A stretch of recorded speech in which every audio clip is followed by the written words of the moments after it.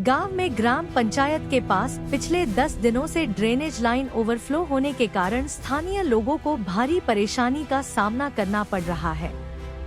पंचायत कार्यालय के सामने ही गंदा और बदबूदार पानी सड़क पर फैल जाने से आसपास के क्षेत्र में असहनीय दुर्गंध फैल रही है।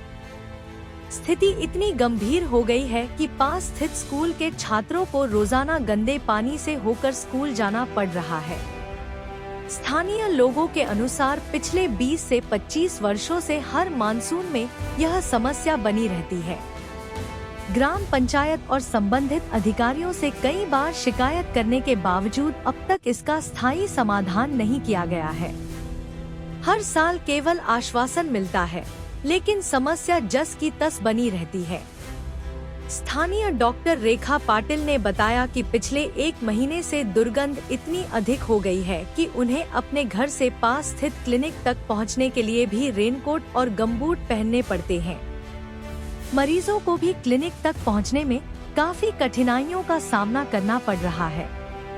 स्थानीय लोगों ने प्रशासन से मांग की है कि ड्रेनेज लाइन की तत्काल मरम्मत कर वर्षों पुरानी इस समस्या का स्थायी समाधान किया जाए, ताकि लोगों को गंदगी, बदबू और महामारी के खतरे से राहत मिल सके।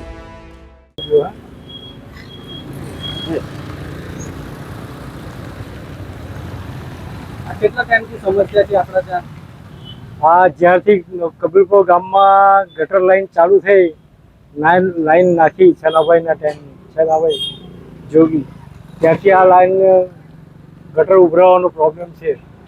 એમની ઓફિસ બિલકુલ સામે બાજુમાં જ લાગીને એ બારીમાંથી બેઠા બેઠા બધા સાહેબ જોઈ શકે, બરાબર બહુ સારી રીતે સુગંધ બી લઈ શકે, છતાં બી એ લોકોને કોઈ દિવસ આ આટલા વર્ષોમાં 20-25 હજાર કોઈ દિવસ ઉઘડી નથી। દર વર્ષનો આ પ્રોબ્લેમ છે।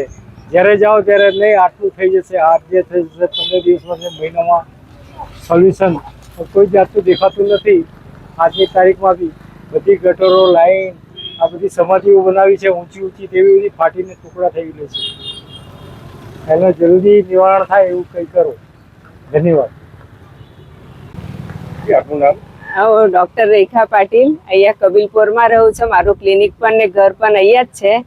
પંચાયત સામે જ મારું ક્લિનિક છે। અમને છેલ્લા મહિનાથી તો બહુ તકલીફ પડતી છે કે આ ડ્રેનેજનું પાણી એટલું બધું સ્મેલ આવે અને પગ બધાના કોઈચાયેલા કે મારા ઘરેથી વોકિંગ ડિસ્ટન્સ ક્લિનિક છે, પણ મારે જવા માટે મારે રેનકોટ પહેર્યા વગર હું ચાલી નથી શકતી, પગમાં ગનબૂટ પહેરીને જ મારે જવું પડે છે કે આટલી બધી ખરાબ અને એટલો સ્મેલ આવે કે ઘરમાં પણ કે ક્લિનિકમાં પણ નથી બેસી શકાતું કે અમારા પેશન્ટો એ કરે કે તમારા ક્લિનિક આવવાનું તો કેવી રીતે આવે। એટલે બધા માટે હવે તો બહુ ત્રાસ થયો છે આ વસ્તુનો। હવે એના માટે તંત્રએ જલ્દીમાં જલ્દી કંઈ નિકાલ કરવું જ જોઈએ। છેલ્લા 20-25 વર્ષથી તમે આ હાલાકી ચોમાસામાં ભોગવે જ છે, પણ હમણાં તો છેલ્લા મહિનાથી તો બહુ ત્રાસી ગયા છે। ધન્યવાદ।